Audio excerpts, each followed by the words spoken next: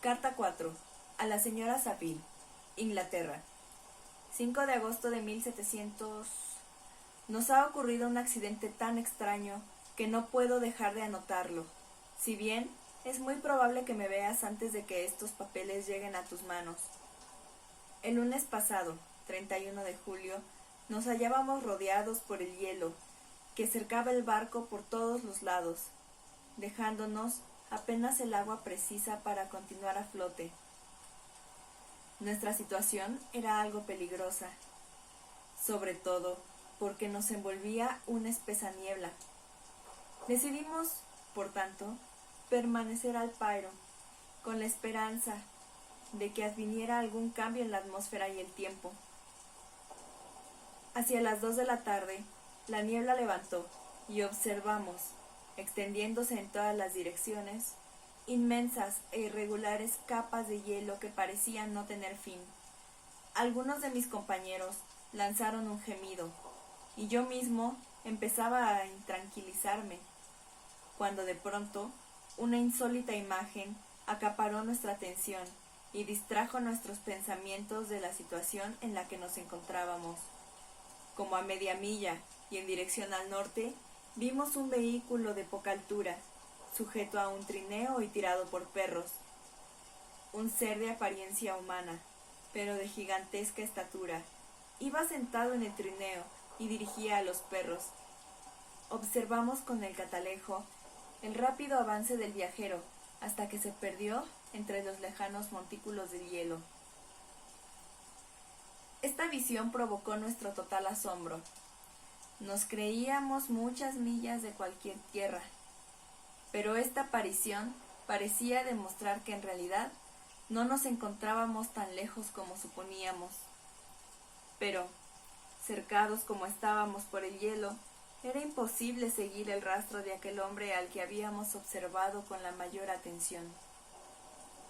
Unas 2 horas después de esto, oímos el bramido del mar, y antes del anochecer, el hielo rompió, liberando nuestro navío.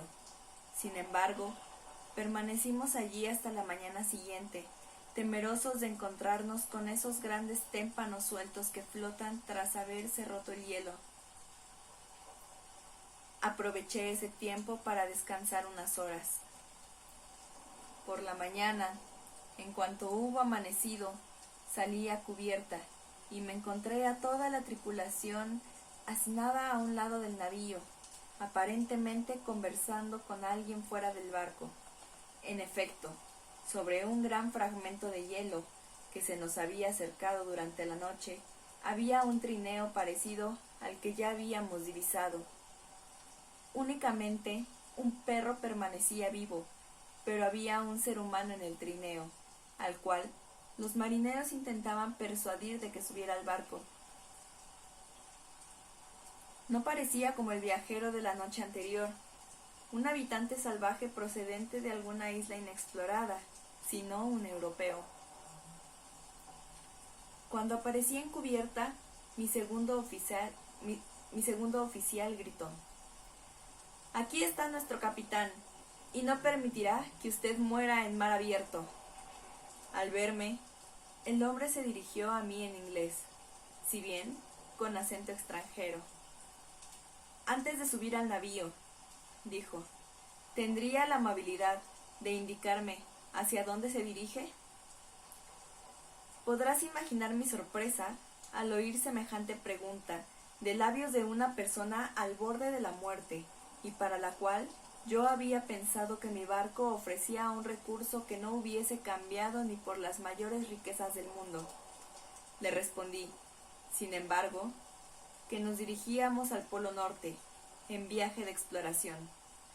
Pareció satisfacerle y consintió en subir a bordo. «Santo cielo, Margaret, si hubieras visto al hombre de esta forma ponía condiciones a su salvación, tu sorpresa hubiera sido ilimitada. Tenía los miembros casi helados y el cuerpo horriblemente demacrado por la fatiga y por el sufrimiento. Jamás vi hombre alguno en condición tan lastimosa.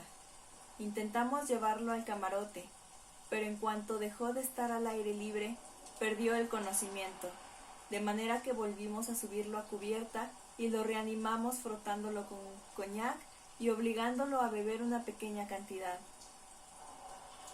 En cuanto volvió a mostrar síntomas de vida, lo envolvimos en mantas y lo colocamos cerca del fogón de la cocina.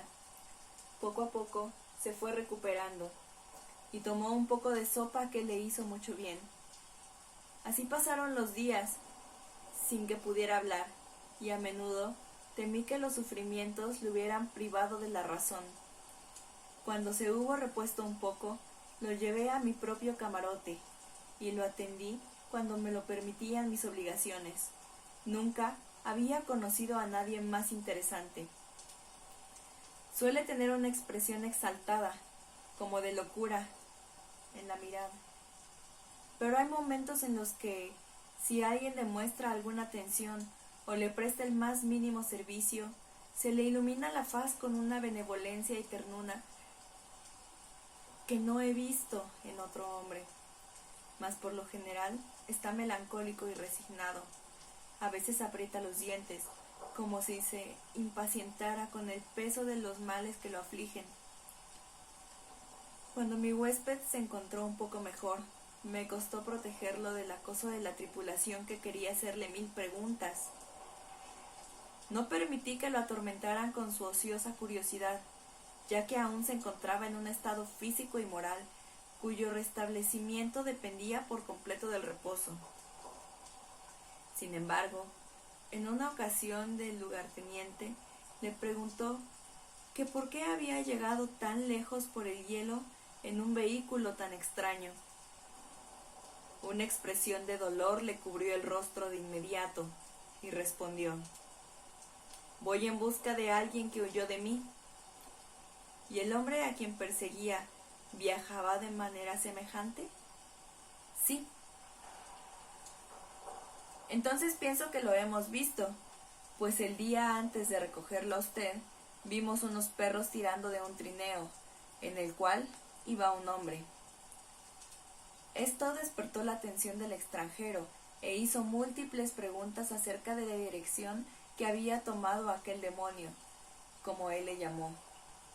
Al poco rato, cuando se hallaba solo conmigo, dijo: «Sin duda he despertado su curiosidad, así como la de esta buena gente, aunque es usted demasiado discreto como para hacerme ninguna pregunta.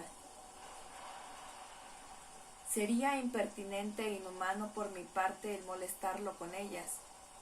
Y no obstante», prosiguió, «me rescató usted de una extraña y peligrosa situación. Usted me ha devuelto generosamente la vida. Poco después de esto quiso saber si yo creía que el hielo, al resquebrajarse, habría destruido el otro trineo. Le contesté que no podía responderle con ninguna certeza, ya que el hielo no se había roto hasta cerca de medianoche, y el viajero podía haber llegado a algún lugar seguro con anterioridad. Me era imposible aventurar juicio alguno. A partir de este momento, el extranjero demostró gran interés por estar en cubierta, para vigilar la aparición del otro trineo.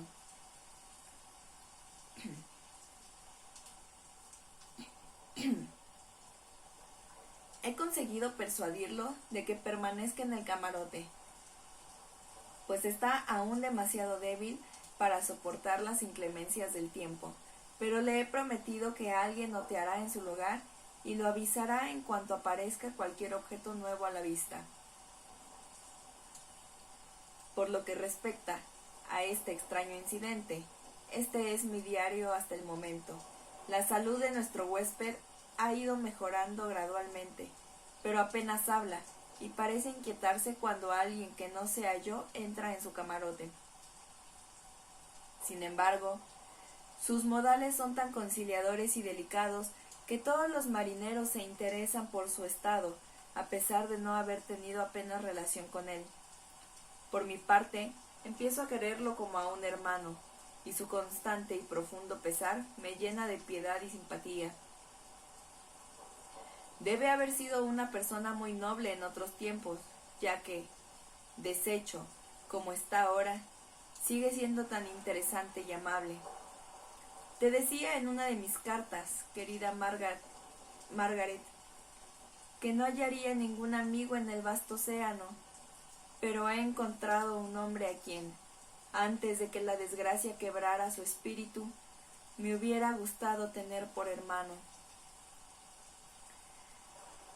De tener nuevos incidentes que relatar respecto al extranjero, continuaré a intervalos mi diario. 13 de agosto de 1700. El afecto que siento por mi invitado aumenta cada día. Suscita a la vez mi piedad y mi admiración hasta extremos asombrosos. ¿Cómo puedo ver a tan noble criatura destruida por la miseria sin sentir el dolor más acuciante? Es tan dulce y a la vez tan sabio. Tiene la mente muy cultivada y cuando habla, si bien escoge las palabras cuidadosamente, éstas fluyen con una rapidez y elocuencia poco frecuentes. Está muy restablecido de su enfermedad y pasea continuamente por la cubierta, vigilando la aparición del trineo que precedió al suyo. Sin embargo, aunque apenado, no está tan sumido en su propia desgracia como para no interesarse profundamente por los quehaceres de los demás. Me ha hecho muchas preguntas respecto a mis propósitos y yo le he contado mi pequeña historia con toda sinceridad. Pareció alegrarle mi franqueza y me sugirió varios cambios en mis planes que encontré sumamente útiles. No hay pedantería en su ademán, sino que más bien todo lo que hace parece brotar tan solo del interés que instintivamente siente por el bienestar de todos los que le rodean. A menudo le invade la tristeza y entonces se siente solo e intenta superar todo lo que de hosco y antisocial hay en su humor. Estos paroxismos pasan, como una nube por delante del sol, si bien su abatimiento nunca le abandona. Me he esforzado por granjearme su confianza y espero haber tenido éxito. Un día le mencioné mi eterno deseo de encontrar un amigo que pudiera simpatizar conmigo y orientarme con su consejo. Le dije que no pertenecía a la clase de hombres a quienes un consejo puede ofender. Soy autodidacta y quizá no confíe demasiado en mi propia capacidad. Por tanto, desearía que mi amigo fuera más sabio y avesado que yo, para afianzarme y apoyarme en él. Tampoco creo que sea imposible encontrar un verdadero amigo. Estoy de acuerdo con usted, contestó el extranjero, en que la amistad es algo no solo deseable, sino posible. Tuve una vez un amigo, el más noble de los seres humanos, y por tanto estoy capacitado para juzgar con respecto a la amistad. Tiene usted esperanzas y el mundo ante usted es suyo, y no tiene razón para despertar. Mas yo he perdido todo y no puedo empezar la vida de nuevo. Al decir esto, su rostro cobró una expresión de sereno y resignado dolor que me llegó al corazón. Pero él permaneció en silencio y al poco se retiró a su camarote. Incluso, desfondado como está, nadie puede gozar con mayor intensidad que él de la hermosura de la naturaleza, el cielo estrellado, el mar y todo el paisaje que estas maravillosas regiones nos proporcionan parecen tener aún el poder de despegar su alma de la tierra. Un hombre así tiene una doble existencia, puede padecer desgracias y verse arrollado por el desencanto, pero cuando se encierre en sí mismo, será como un espíritu celeste rodeado de un halo cuyo círculo no osa atravesar ni el pesar ni la locura. ¿Te ríes del entusiasmo que demuestro respecto a este divino nómada? Si fuera así, debes haber perdido esa inocencia que constituía tu encanto característico. Pero si quieres, sonríete ante el calor de mis alabanzas, mientras yo siga encontrando mayores razones para ellas de día en día.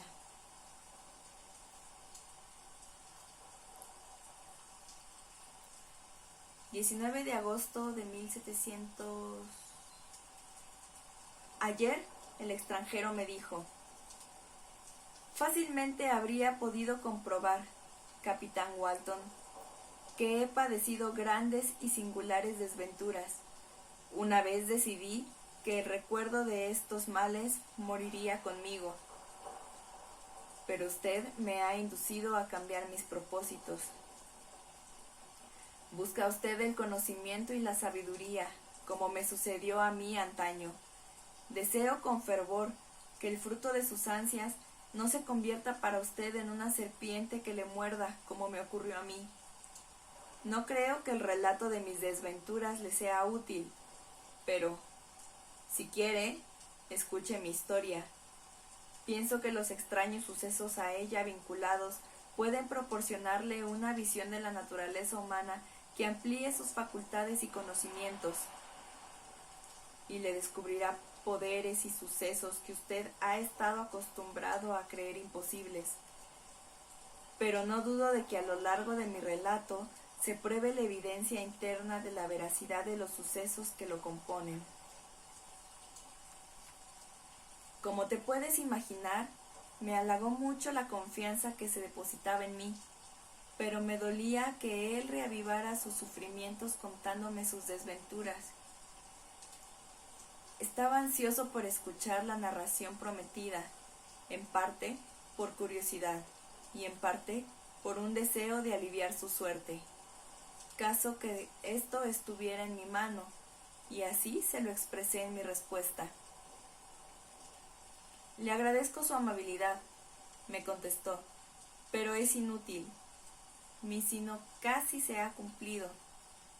Espero solo un acontecimiento, y luego descansaré en paz.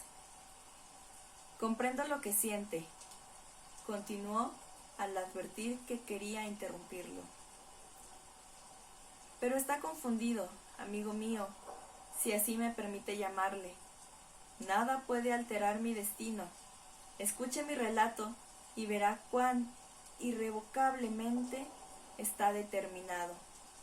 Me dijo entonces que empezaría su narración al día siguiente, cuando yo estuviera más libre. Esa promesa provocó mi más profundo agradecimiento. Me he propuesto escribir cada noche, cuando no esté ocupado, lo que me haya contado durante el día, empleando en lo posible sus propias palabras. De estarlo, al menos tomaré algunas notas. Sin duda, este manuscrito te proporcionará gran placer. ¿Y con qué interés y simpatía lo leeré yo algún día en el futuro?